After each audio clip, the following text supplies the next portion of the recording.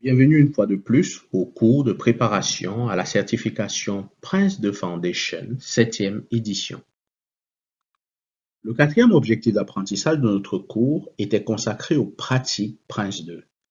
Nous achevons donc cet objectif d'apprentissage avec ce module 16 qui va nous aider à comprendre la pratique Prince 2 de la progression et comment celle-ci est appliquée tout au long du projet.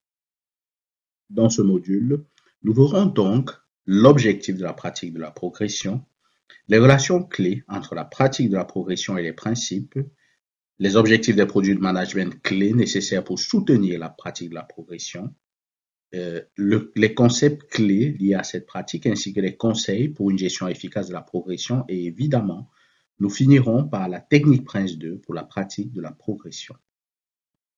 Un élément clé de la gestion des projets est le contrôle de la progression du projet qui garantit en fait que le projet reste viable par rapport à son cas d'affaires approuvé. Le but de la pratique de la progression est donc triple ici. Premièrement, il s'agit de suivre et comparer les réalisations réelles par rapport à celles prévues, c'est-à-dire mettre en place des mécanismes de suivi et de comparaison des réalisations réelles par rapport aux réalisations prévues. Deuxièmement, il s'agit de fournir une prévision sur les objectifs du projet et sa pérennité. Parmi les 7 principes de Prince 2, celui du management par exception est particulièrement important pour la pratique de la progression. Une exception, on le rappelle, est une situation où un écart est au-delà des seuils de tolérance convenus. Et le troisième objectif de la pratique de la progression, ou la troisième partie de l'objectif de la pratique de la progression, c'est le contrôle des écarts inacceptables donc. Les tolérances sont les écarts admissibles au-dessus et au-dessous des objectifs d'un plan en termes de coût et de délai, sans que l'écart ne soit retransmis au niveau de management suivant. Il peut également y avoir des tolérances pour la qualité, le périmètre, les avantages ou les bénéfices, les risques, la durabilité. Mais l'idée, c'est de contrôler les écarts acceptables. Donc, si vous prenez, suivre et comparer les réalisations réelles par rapport à celles prévues, fournir une prévision sur les objectifs du projet et sa pérennité, et contrôler les écarts inacceptables, cela vous donne un aperçu ou une vue d'ensemble de l'objectif de la pratique de la progression. On va donc dire simplement que le contrôle de la progression consiste à mesurer la progression réelle par rapport aux objectifs de performance en termes de bénéfices, de délai, de coûts, de qualité, de périmètre, durabilité et risque. Ces informations sont ensuite utilisées pour prendre des décisions telles que l'approbation d'une séquence ou d'un lot de travaux, l'escalade des écarts ou la clôture prématurée du projet, et également pour prendre des mesures nécessaires. La progression peut être suivie au niveau du lot de travaux, de la séquence ou du projet. Il y a donc, comme d'habitude, d'entrée de jeu, ce tableau qui vous donne les relations clés entre la pratique de la progression et les principes Prince 2. Nous vous encourageons toujours à marquer une pause afin de vous familiariser avec ces différentes relations et les principes Prince 2. Cinq principes sont présentés ici ainsi que leurs relations avec la pratique de la progression. Il s'agit de la justification continue pour l'entreprise, des leçons tirées de l'expérience, des rôles et responsabilités définis, du management par séquence et du management par exception. Les deux autres principes, c'est-à-dire la focalisation produit et l'adaptation en fonction du projet, sont présentés ici. Avez-vous noté, par exemple, qu'au niveau de la focalisation produit, il s'agit de connaître l'état de chaque produit et du produit du projet lors de la livraison.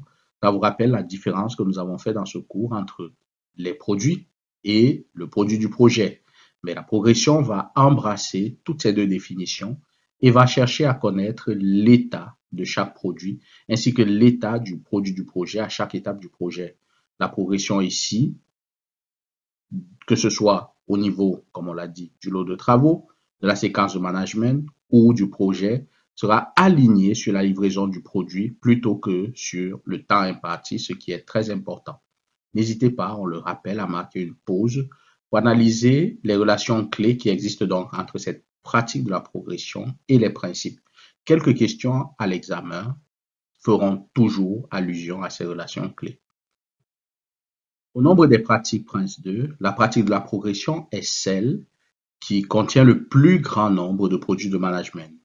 Nous parlons donc ici de leurs objectifs en commençant par l'approche digitale et de gestion des données, qui est un élément nouveau dans Prince 2 dans la 7e version.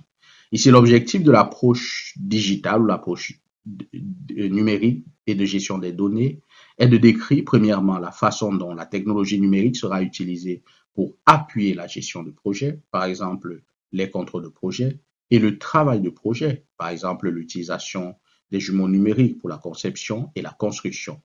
L'objectif est également de décrire la façon dont les données et les informations seront créées, utilisées et gérées dans l'ensemble de l'écosystème du projet tout au long du cycle de vie du projet et par la suite. Parlons également d'un autre produit de management dont nous avons beaucoup parlé, le journal de projet. Le journal du projet fait partie effectivement des enregistrements du projet et son objectif est d'enregistrer les problèmes informels, les actions requises ou les événements importants qui ne sont pas saisis dans d'autres produits de management. Il peut servir de journal de projet pour le chef de projet. Il peut également être utilisé comme référentiel pour les problèmes et les risques lors du démarrage d'un processus de projet si les autres registres n'ont pas été mis en place.